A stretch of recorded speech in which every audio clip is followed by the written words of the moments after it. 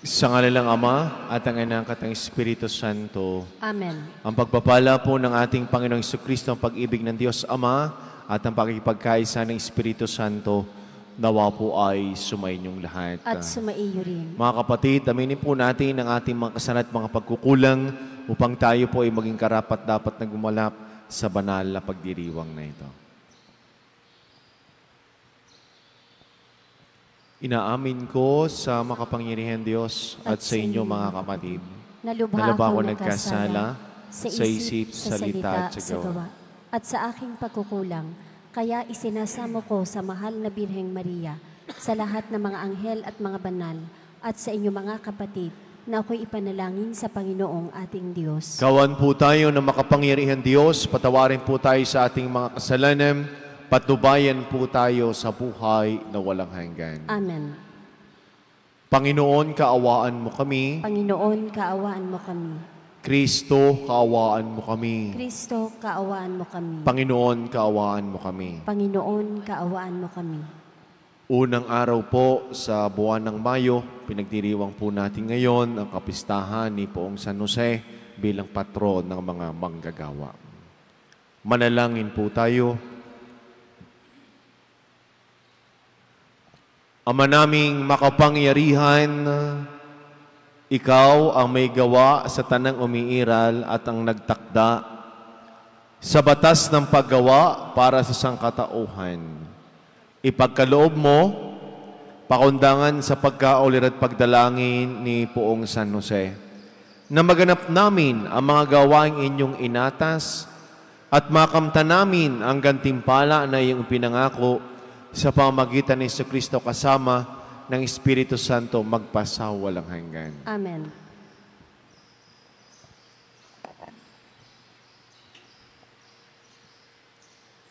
Pagbasa mula sa aklat ng Henesis. Sinabi ng Diyos, ngayon, lalangin natin ang tao, ating gagawin siyang kalarawan natin. Siya ang mamamahala sa mga isda, mga ibon, at lahat ng hayop, maging maamo o mailap, malaki o maliit. Nilalang ng Diyos ang tao ayon sa kanyang larawan. Lumalang siya ng isang lalaki at isang babae, at sila'y pinagpala. Wika niya, magpakarami kayo at punuin ng inyong mga supling ang buong daigdig at pamahalaan ito. Binibigyan ko kayo ng kapangyarihan sa mga isda, sa mga ibon, at sa lahat ng maiilap na hayop, maging malalaki o maliliit. Bibigyan ko rin kayo ng lahat ng uri ng butil at mga bungang kahoy na inyong makakain. Ang lahat ng halamang luntian ay ibibigay ko naman sa maiilap na hayop, malaki man o maliit, at sa lahat ng mga ibon. At ito nga ang nangyari. Pinagmasdan ng Diyos ang lahat niyang ginawa, at lubos siyang nasiyahan. Dumaan ang gabi at sumapit ang umaga. Ito ang ika-6 na araw. Gayon nilikha ng Diyos ang lupa, ang langit, at lahat ng mga bagay na naroroon. Sa loob ng 6 na araw, tinapos niyang likhain ang lahat ng ito, at siya'y nagpahinga sa ika-7 araw. Pinagpala niya ang ika-7 araw at itinangi, sapagkat sa araw na ito, siya nagpahinga matapos likhain ang lahat. Ang salita ng Diyos. Salamat sa Diyos. Salmong tugunan, poon kami pagpalain at iyong pagtagumpayin. Poon kami pagpalain at iyong pagtagumpayin. Wala pa ang mga bundok, hindi mo pa nilalalang, hindi mo pa nililikha itong buong daigdigan. Ikaw noon ay Diyos na, pagkat ika'y walang hanggan. Poon kami pagpalain at iyong pagtagumpayin. Yung taong nilikha mo'y bumabalik sa alabok, sa lupa ay nagbabalik kapag iyong iniutos, ang salibong mga tao ay para bang isang araw. Sa mata mo, Panginoon, isang kisap mata lamang, isang saglit sa magdamag, na ito ay dumaraan. Poon kami pagpalain at iyong pagtagumpayin. Yamang itong buhay nami, maikli lang na panahon, itanim sa isip namin upang kami ay dumunong. Hanggang kailan pa ba poon titiisin niya ring lagay nitong iyong mga lingkod sa gitna ng kahirapan? Poon kami pagpalain at iyong pagtagumpayin. Kung umagay ipadama yaong wagas mong pag-ibig, at sa buong buhay namin, may galak ang aming awit. Ipakita sa lingkod mo ang dakila mong gawain, at sa susunod naming lahi, ipadama ay gayon din. Poon kami pagpalain at iyong pagtagumpayin.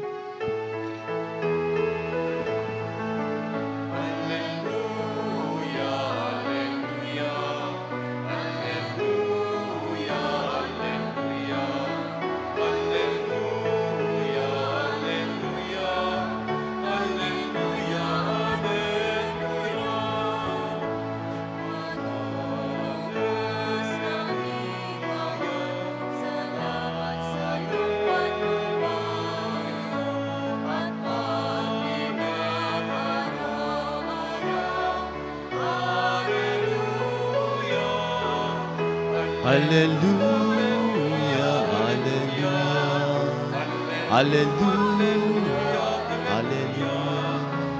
hallelujah, hallelujah, hallelujah, hallelujah. Sumaini po ang Panginoon. At sumaiyo rin. Ang mabuting balita ng Panginoon ayon kay San Mateo. Papuri sa iyo, Panginoon. Noong panahon ngayon, umuwi si Jesus sa kanyang bayan at nagturo sa kanilang sinagoga. Nagtaka ang mga nakarinig sa kanya. Sabi nila, saan kumuha ng karunungan ang taong ito? Paano siya nakagagawa ng kababalaghan? Hindi ba itong anak ng karpintero? Hindi ba si Maria ang kanyang ina at si Santiago, Jose, Simon at Judas ang kanyang mga kapatid na lalaki? At dito nakatira ang kanyang mga kapatid na babae, hindi ba? Saan niya natutunan ang lahat ng ito at ayaw nilang kilanlin siya? Kaya't sinabi ni Jesus sa kanila, ang propeta ay ginagalang kahit saan, liban sa kanyang sariling bayan at sa kanyang sariling sambahayan. At dahil sa di nila pagsampalataya, hindi siya gumaroon ng maraming kababalaghan.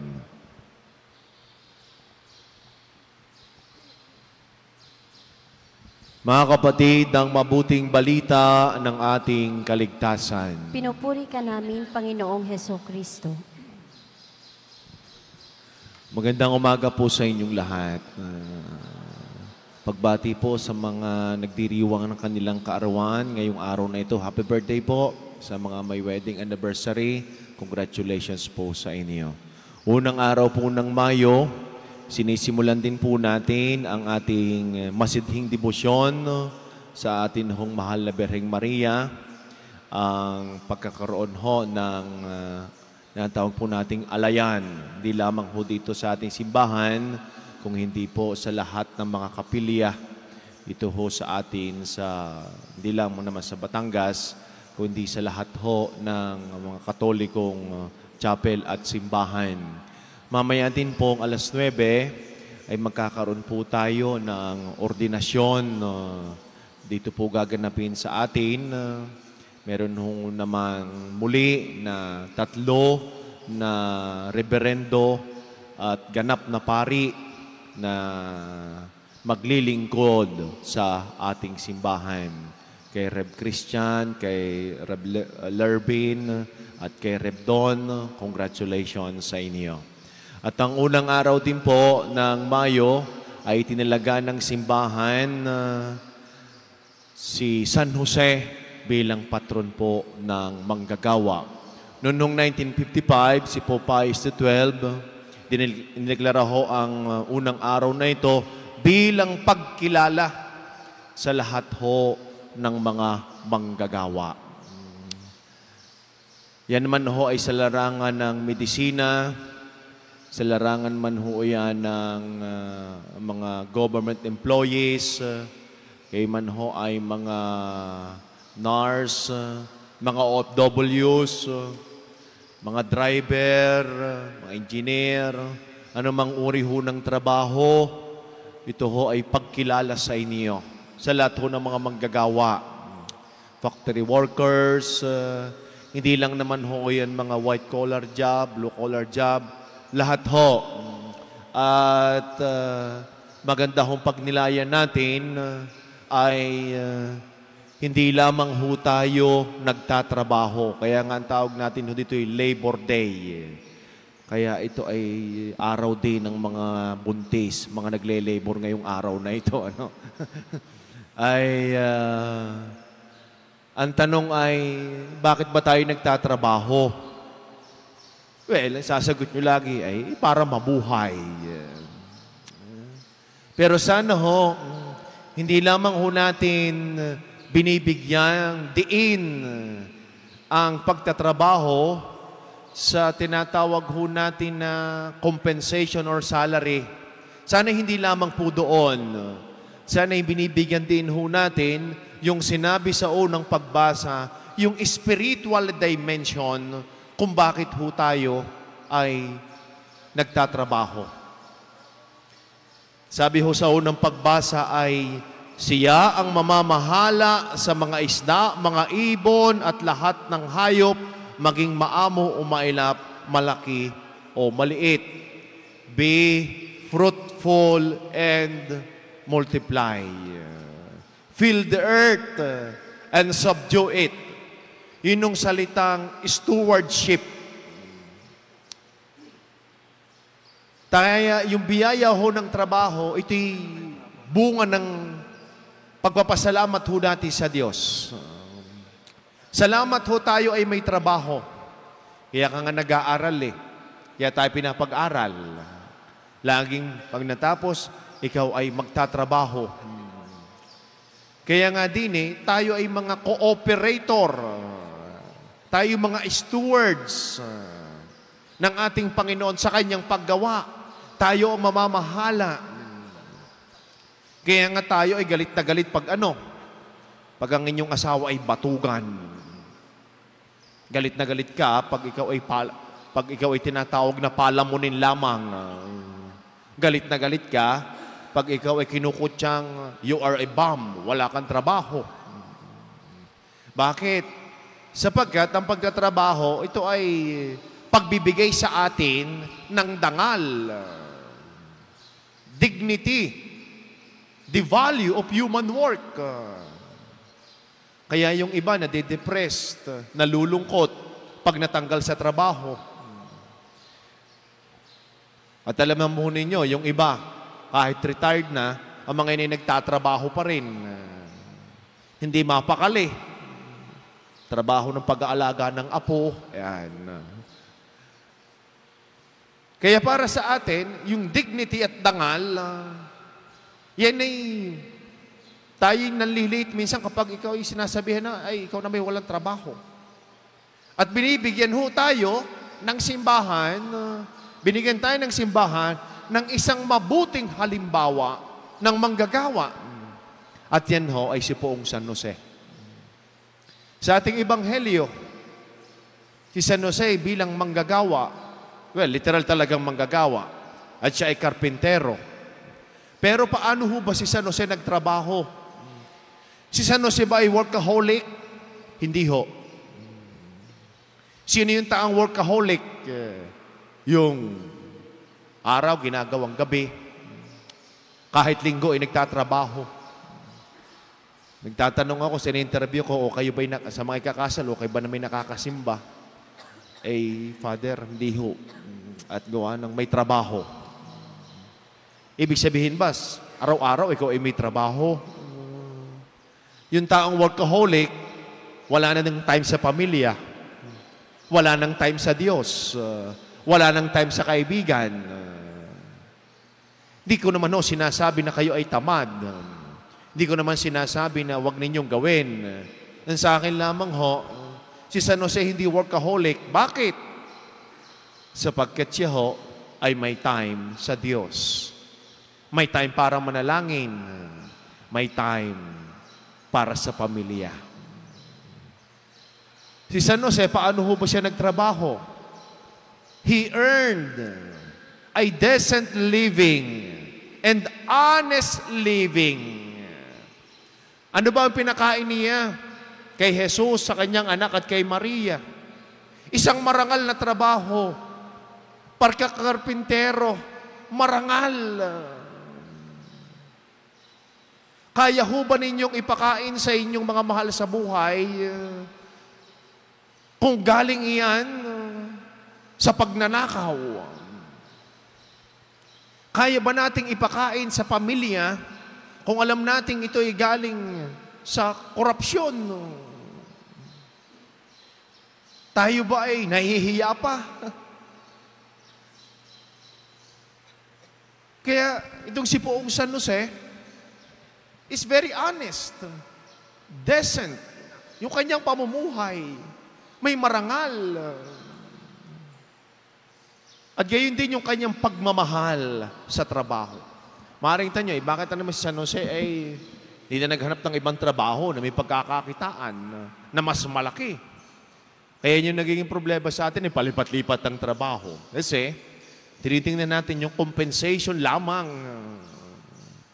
Pero sana tingnan din natin yung trabaho bilang biyaya at nagagamit natin yung talento na ibinigay sa atin ng Diyos. Yun lamang nakakalungkot din sa atin sa bansang Pilipinas. Kahit ikaw ay napakasipag, yung compensation mo, yung just remuneration na tinatawag, salary, hindi na ibigay. Anong malungkot? Nakakalungkot pa ay pag mag-a-apply ka ng trabaho, ay ang dami naman ng requirements. Laging college degree. Ikaw naman ay magbibilang lamang. Ang daming mga requirements. Lagi pa diyang pleasing personality. Meron nung discrimination. Pumunta ka nga na ibang bansa, kahit sa mga fast food, titingnan mo, magsiserve sa iyo. Sa atin ay mga lola't lola na. Lola't lola. Pero siya rin nagtatrabaho pa rin. Naalala ko yung isa nag-a-apply ng trabaho. Yung tanong sa kanya, marunong ka bang magluto? Hindi po. Marunong ka bang maglaba? Hindi rin ho. Marunong ka mag-drive? Hindi rin ho. Ano pa ang alam mo? Alam ko kung saan kayo nagtatrabaho. Alam ko kung kailan kayo nauwi. At alam ko kung saan kayo napunta ng kabit ninyo. Nagulat, ay siya, tanggap ka na. Ito yung problema sa atin yung nakakalungkot mang isipin na itong May 1 ay laging Labor Day. Of course, nandiyan lagi ang pag-uwelga. May mga demands. Di naman natin masisisi sapagkat hindi well compensated. Pero sabi ko nga tingnan din natin yung trabaho bilang biyaya ng Diyos. Sapagkat ito ay dyan nagkakaroon ng dangal. Dyan nagkakaroon ng pagkakataon na mapalago ang ating sarili sa pamamagitan ng pagtatrabaho. May huwaran ng binigay ating simbahan. At yan ay si Poong San Jose.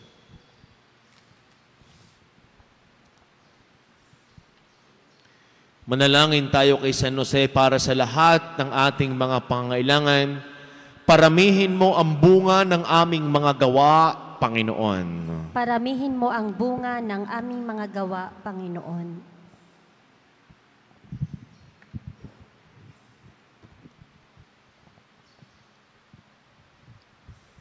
Ang simbahan naway magpatuloy sa pagpapahayag ng mga kahalagahan ng katarungan bilang susi sa ating kapayapaan. Manalangin tayo sa Panginoon. Paramihin mo ang bunga ng aming mga gawa, Panginoon. Ang mga pinuno ng pamahalaan at mga ekonomista naway magsika para sa makatarungang pamamahagi ng mga yaman at magtaguyod ng dangal ng lahat ng tao. Manalangin tayo sa Panginoon. Paramihin mo ang bunga ng aming mga gawa, Panginoon. Ang mga negosyante naway gamitin ang kanilang mga pangkabuhayang interes para sa paglilingkod sa lahat. Manalangin tayo sa Panginoon. Paramihin mo ang bunga ng aming mga gawa, Panginoon. Ang mga dukha at mga walang hanap buhay naway makatagpo ng marangal na paraan ng ikabubuhay. Manalangin tayo sa Panginoon. Paramihin mo ang bunga ng aming mga gawa, Panginoon. Ang mga yumaong naghirap sa paggawa noong sila ay nabubuhay para rito sa lupa, naway makatanggap ng kanilang gantimpala sa kabilang buhay. Manalangin tayo sa Panginoon. Paramihin mo ang bunga ng aming mga gawa, Panginoon. Ama ng aming manunubos sa pagsasama ng aming mga panalangin at sa pamagitan ni San Jose, tulungan mo kaming makita sa aming mga pagkilos ang dangal sa paggawa. Inihiling namin ito sa pamagitan ni Kristo na aming Panginoon. Amen.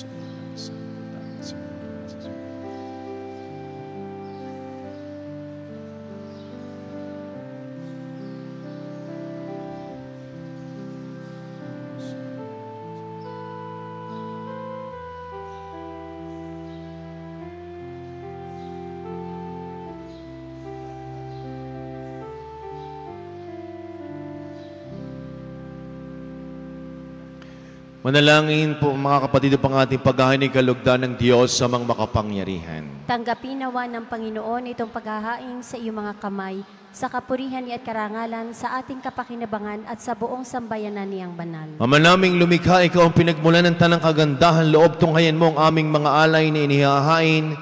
Ngayong si San Jose ginugunita namin para mo ng awang pagbigyan, ang aming kahilingan kami nawa itaguyod at tulungan ng mga handog ng aming inialay, kasama ng Espiritu Santo, magpasawalang hanggan. Amen. Sumaini po ang Panginoon. At sumaiyo rin. Itaas sa Diyos ang inyong mga puso at diwa. Itinaas na namin sa Panginoon. Pasalamatan po natin ang ating Panginoon Diyos. Marapat na siya ay pasalamatan. Ama naming makapangyarihan, tunay nga po na marapat na ikaw ay aming pasalamatan. Ngayong ginugunita si Poong San Jose, ang patron ng mga manggagawa. Nilob mong pakasal kay Maria Berheng Mahal, San Joseng maasahan sa pananagutan. Upang may amang lumingam sa kinabibilangan ng iyong anak, sa kapangyarihan ng Espiritong Banal, isinilang ni Maria ang anak mo minamahal at para sa kanila, si San Jose ay naghanap buhay. Kaya, kaysa ng mga anghel na nagsisiawit ng pabor sa walang humpay sa kalangitan, kami po ay nagbubunyi sa iyong kadakilaan. Santo, Santo, Santo, Panginoong Diyos na mga hukbo, napupuno ang langit at lupa ng kadakilaan mo. O sana sa kaitaasan, pinagpalang na parito sa ngalan ng Panginoon, o sana sa kaitaasan.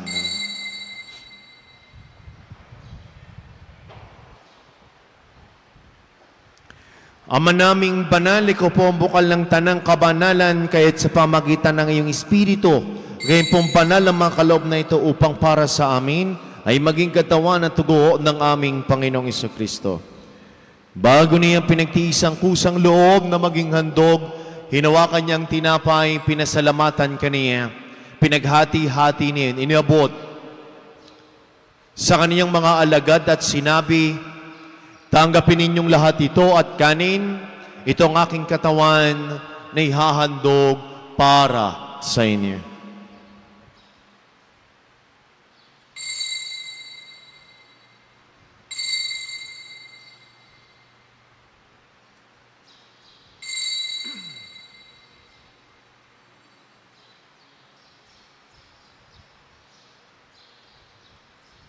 Gayun din naman nung matapos ang hapunan, hinawakan niya ang kalis, muli kanyang pinasalamatan, inibuti ang kalis sa kaniyang mga alagad at sinabi, tanggapin ninyong lahat ito at inumin.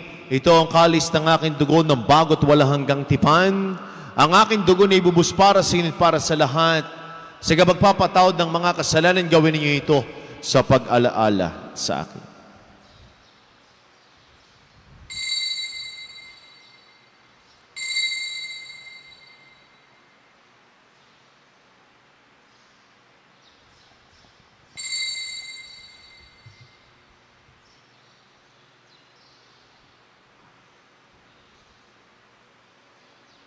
Ang misteryo ng ating pananampalataya. Si Kristo'y namatay, si Kristo'y nabuhay, si Kristo'y babalik sa wakas ng panahon. Ama, ginagawa po namin ngayon ang pag-alaala sa pagkamatay at muling pagkabuhay ng iyong anak.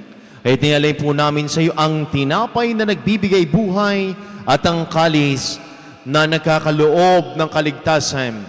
Kami po'y nagpapasalamat dahil kami ay yung minarapat at tumayo sa harap mo para maglingkod sa iyo. Sinasamo namin kami magkakasalo-salo sa katawan at tugon ni Kristo, buklod sa pagkakaisa sa pamagitan ng Espiritu Santo. Ama, lingapin mo yung simbahang laganap sa buong daigdig. Puspusin mo kami sa iyong pag-ibig. Kay San Francisco na aming Santo Papa at ni Gilbert na aming Arsobispo at ng lahat ng mga kaparehan. Alalahanin mo rin po ang mga kapatid naming nahimlay na. Nang may pag-asang sila ay muling mabubuhay, gayon din ang lahat ng mga pumanaw. Kawan mo sila patuloy sa iyong kaliwanagan. Kawa mo't pangindapating kaming lahat na makasalo sa iyong buhay na walang wakas. Kaysa ng Mahal na Birheng Maria na ng Diyos ni Poong San Jose, ang kalisisang esposo ng Mahal na Birheng Maria na atin ding patron. Kaysa ng lahat ng mga apostol San Jose Marelo at ng lahat ng mga banal na namuhay sa daigdig ng kalugod-lugod sa iyo, may pagdiwang naman po namin ang pagpupuri sa kararangal mo sa pamagitan ng anak na aming Panginoong Jesucristo.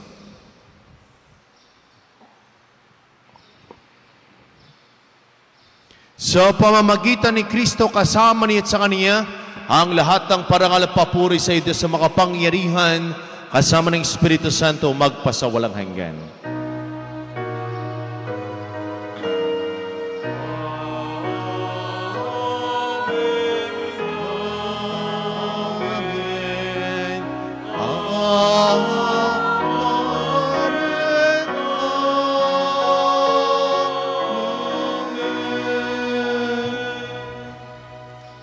Sama-sama po natin gawitin na may kababaan ng loob at lakas ng loob ang panalangin tinuro sa atin ng ating Panginoon Jesucristo.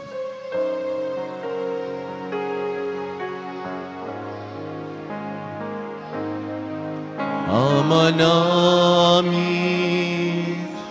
masalangit ka, ang ngalan mo,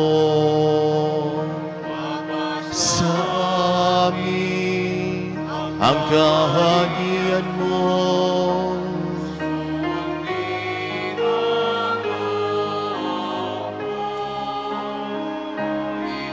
sa lupa, pananan sa langit, bigyan mo kami ngayon ang aming kakanin sa araw-araw.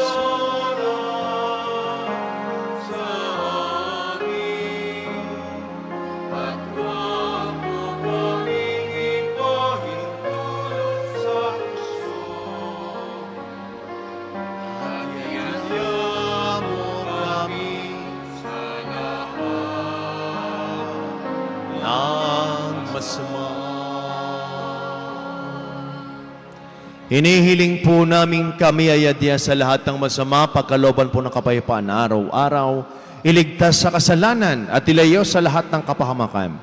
Samantalang aming pinananabigan ng dakilang araw ng pagpapahayag ng tagapagligtas naming si Yesu Kristo. Sapagkat iyo ang kaharian at ang kapangyarihan at ang kapurihan, magpakailanman. Amen. Panginoong Kristo, sinabi mo po sa iyong mga apostol, kapayapaan ang iniiwan ko sa inyo, ang aking kapayapaan ang ibinibigay ko sa inyo. Tunghayan mong aming pananampalataya at huwag aming mga pagkakasala, pagkaloob po kami ng kapayapaan at pagkakaisa ayon sa iyong kalooban, kasama ng Espiritu Santo magpasawalang hanggan. Amen. Ang kapayapaan po ng Panginoon ay lagi ng sumainyo. At sumaiyo rin. Nagbigyan po kayo ng kapayapaan sa bawat isa. Peace be with you po sa ating lahat. Kordero ng Diyos na nag-aalis ng mga kasalanan ng sanlibutan, maawa ka sa amin. Kordero ng Diyos na nag-aalis ng mga kasalanan ng sanlibutan, maawa ka sa amin. Kordero ng Diyos na nag-aalis ng mga kasalanan ng sanlibutan, ipagkaloob mo sa amin ang kapayapaan.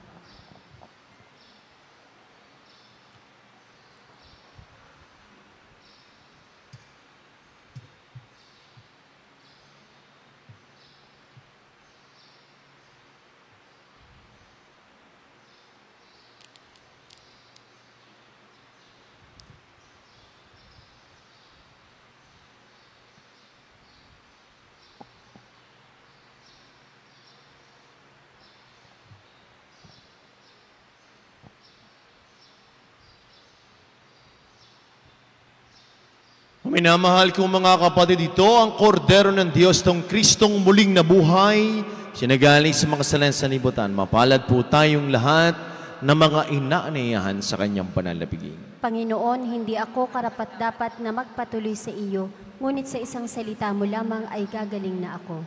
Ang katawan ni Kristo. Amen.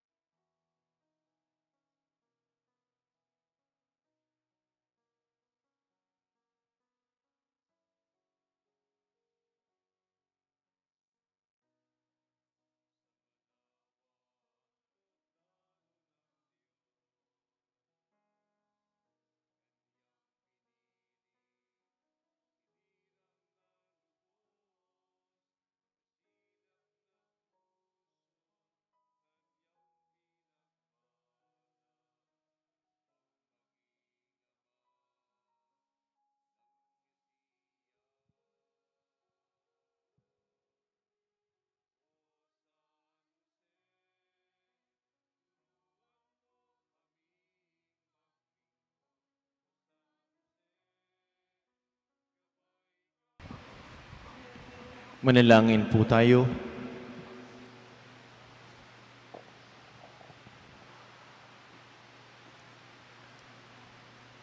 Ama naming mapagmahal, kami ngayong pinapagsalo sa banal na pakikinabang ay tumanggap nawang lubusan ng bungang walang maliw na kapayapaan sa pagtataglay namin ng katibayan ng iyong pag-ibig sa aming kalooban. Ayon sa halimbawa ni Poong San Jose, at sa pamagitan ni Jesucristo kasama ng Espiritu Santo magpasawalang hanggan. Amen. Sumaini po ang Panginoon. At sumaiyo rin. Pagpalain po kayo, ingatan, gabayan, subaybayan. Kasama na po yung buong pamilya at mga mahal sa buhay ng ating mapagpalang Diyos. Sa ngalan ng Ama at ng Anak at ng Espiritu Santo. Amen. Humayo kayong taglay ang kapayapaan. Salamat sa Diyos. Magandang umaga po sa ating lahat.